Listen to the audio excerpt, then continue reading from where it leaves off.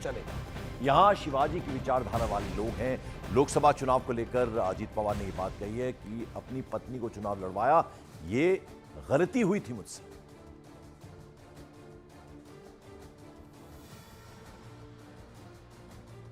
लेकिन अभी हाल ही में सदाभाऊ जो हैं बीजेपी के नेता, उन्होंने एक बहुत बड़ा बयान शरद पवार साहब को लेकर दिया और आपने उस पर कहा भी कि वो आज भी हमारे नेता हैं। मैं चाहूंगी सबसे पहला रिएक्शन आपका उस पर। वो एकदम गलत बयान है। ऐसे बयान बिल्कुल किसी ने भी नहीं करना चाहिए।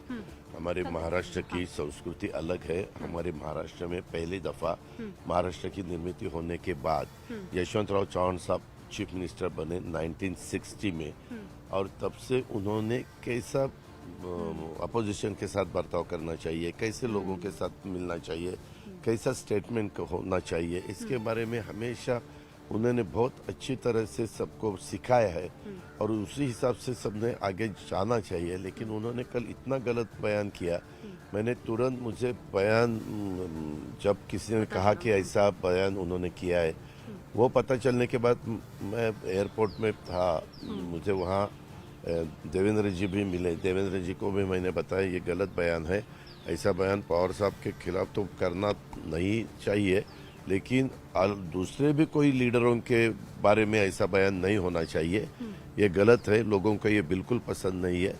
और फिर मैंने तुरंत ट्वीट भी किया और उसके बाद मैंने उनको भी फोन किया कि ये मुझे बिल्कुल मंजूर नहीं है, आपने साहब का आगे नाम भी लेने की जरूरत नहीं है। वहाँ चुनाव किसके साथ था? BJP versus Congress. तो बीजेपी वर्सेस कांग्रेस के चुनाव के वक्त वो कॉन्स्टिट्यूंसी जत सांगली डिस्ट्रिक्ट में, तो वहाँ उनके बारे में बोलना चाहिए था ना, इनका नाम लेने की जरूरत ही नहीं थी।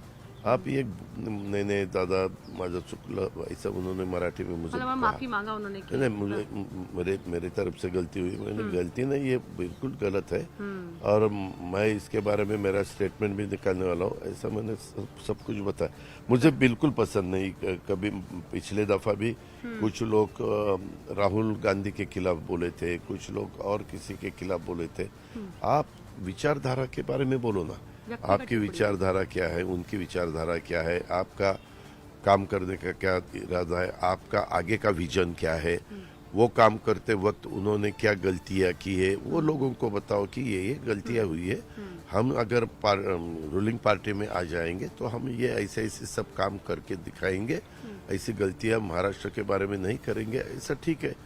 लेकिन ये इंडिविजुअल किसी के बारे में ऐसे बोलना बिल्कुल गलत है। पवार साहब भी आपकी तारीफ कर रहे हैं, लेकिन वो कह रहे हैं अब नए पवार के पास सीट जानी चाहिए, इसलिए हम लोग योगेंद्र पवार को लाए हैं। बराबर है, वो उनको जो भी कहना है वो उनका अधिकार है, वो उनके हिसाब से सोचते हैं, हम हमारे हिसाब से सोचते हैं।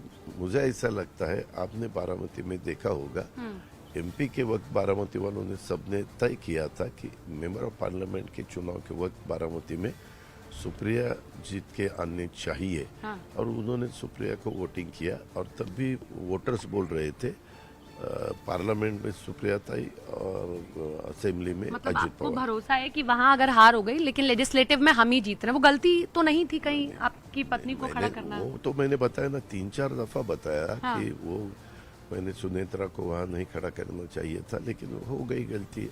जो आदमी काम करता है वो ही गलती करता है, जो काम ही करता है इसको गलती है। ठीक है ना, मैंने आज नहीं, मैंने 2-3-4 दफा बताया कि ठीक है मेरे तरफ से वो नहीं होना चाहिए था, लेकिन हुआ।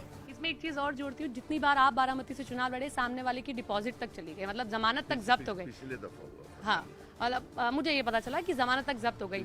इस बार तो योगेंद्र पवार सामने चाहेंगे उनकी भी जमानत जब्त हो जाए। कोई बात नहीं, मिलने आएंगे तो समझा दीजिएगा, कोई बात नहीं, तो घर का मामला था। उसके बारे में मैं ज्यादा बात, नो कमेंट्स। एक लाइन है जिसकी चर्चा समूचे भारत में हो रही है जब राजनीति की बात हो रही है, बटोगे तो कटोगे। प्रधानमंत्री इस पर बात करते हैं, इसके बाद में आरएसएस इस पर बात करता है, योगी आदित्यनाथ लगातार इनको कह रहे हैं।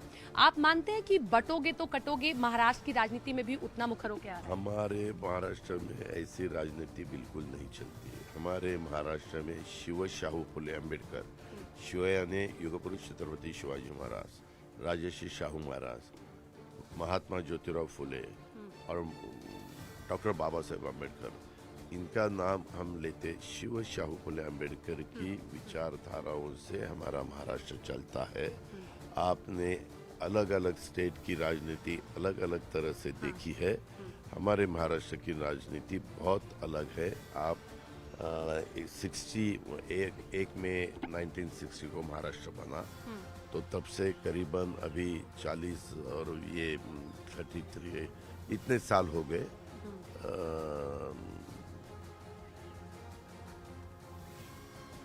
64 साल हो गए। तो हमारे महाराष्ट्र में ऐसा बिल्कुल नहीं चलता, ये बाकी जगह चलता होगा।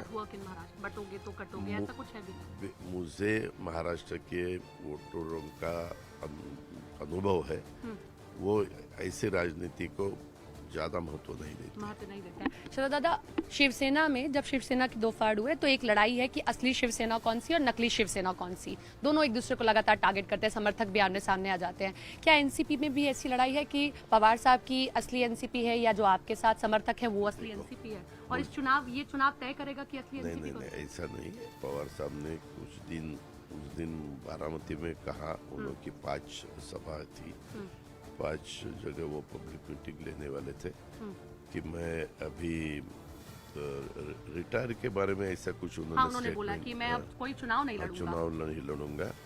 तो वो तो उन्होंने बताया है।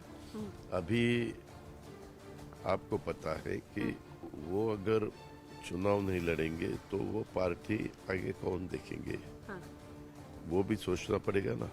अच्छा, आप देखो, तो इनडायरेक्टली आप कह रहे हैं वो पार्टी वैसा नहीं, इनडायरेक्टली मैंने वैसा कुछ नहीं कहा। मैंने कहा कि वो पार्टी कोई तो लीडर पार्टी आगे लेके जाने के लिए लगता है। इतने सालों से राष्ट्रवादी कांग्रेस पार्टी जब से बनी तब से पवार साहब एज अ प्रेसिडेंट के नाते उसका प्रतिनिधित्व नेतृत्व कर रहे थे, और उसके बाद जो भी पॉलिटिक्स हुआ वो आपको मालूम है।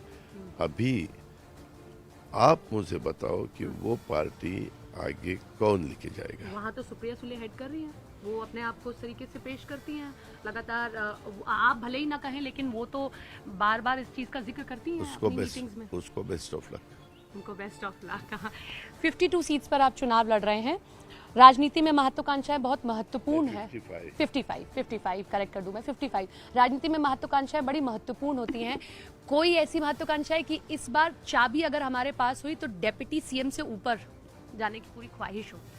क्योंकि सपना जी, हर एक अपने अपने जो भी उनका काम, कोई भी सेक्टर में काम करते हैं, तो हर एक को लगता है कि अपने को आगे ये मिलना चाहिए, आगे ये मिलना चाहिए। जो इवन क्लार्क रहता है तो उसको भी लगता है कि मुझे प्रमोशन मिलना चाहिए। ऐसा है। अब देखो, किसी के बारे में मैं खाली इनके बारे में नहीं कहता था, और ये होते हुए भी अभी हम उसके बारे में ज़्यादा नहीं सोचते। पहले हमें किसी हालत में एनी कॉस्ट महायुति का गवर्नमेंट लाना है, और वो गवर्नमेंट लाने के लिए एकनाथ शिंदे, देवेंद्र जी फडणवीस और अजित पवार और हमारे बाकी साथी, हमारे महायुति के जो पार्टी से घटक पक्ष उसको हम बोलते हैं, वो सब मिलके ये पहला काम करने वाले हैं, और उसके बाद उसका सोचेंगे। क्योंकि क्या होता है, पहले से ही ये ऐसा कुछ स्टेटमेंट हमने निकाला